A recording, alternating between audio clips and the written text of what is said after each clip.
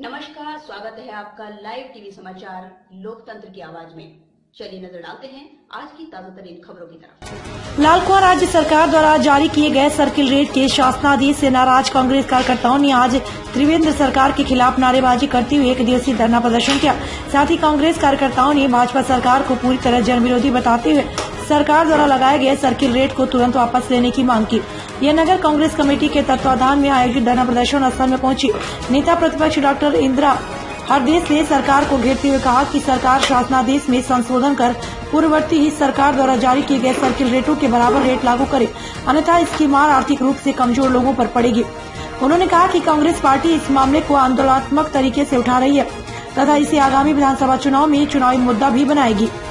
उन्होंने कहा कि वर्तमान भाजपा सरकार विकास के काम करना छोड़कर आम जनता को परेशान करने पर तुली हुई है, जिसके चलते आम जनता का भाजपा से मोह भंग हो गया है और आने वाले 2022 के विधानसभा चुनाव में क्षेत्र की जनता भाजपा को करारा जवाब देगी।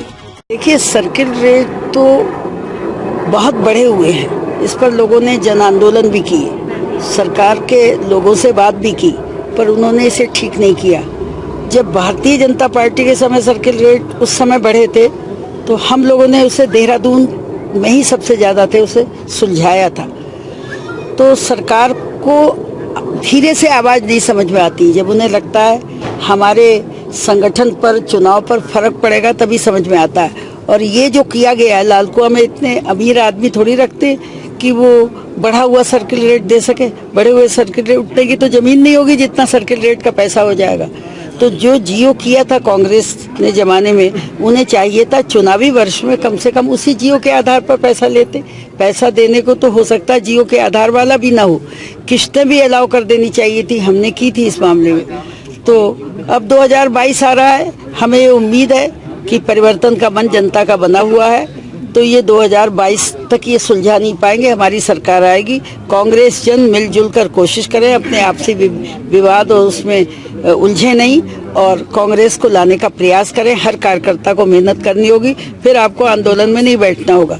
इस बीच पुलिस की बहुत शिकायतें आ रही हैं सब जगह, कोई आप ही क्या से नहीं आ रही है कि वसूली कर रहे हैं, पैसे की चालान कर रहे हैं जरूरत से ज्यादा। इस पर भी हम निर्णय लेने जा रहे हैं कि सब जगह धरना प्रदर्शन किया जाए, थानों के सामने या पुलिस में जो सबसे बड़ा अधिकारी उसके आवास के सामने, जो भी सुलभ और ठीक होगा। इस पर भी हम विचार कर रहे हैं। सब जगह शिकायतें केवल लाल कुआं की ही नहीं है।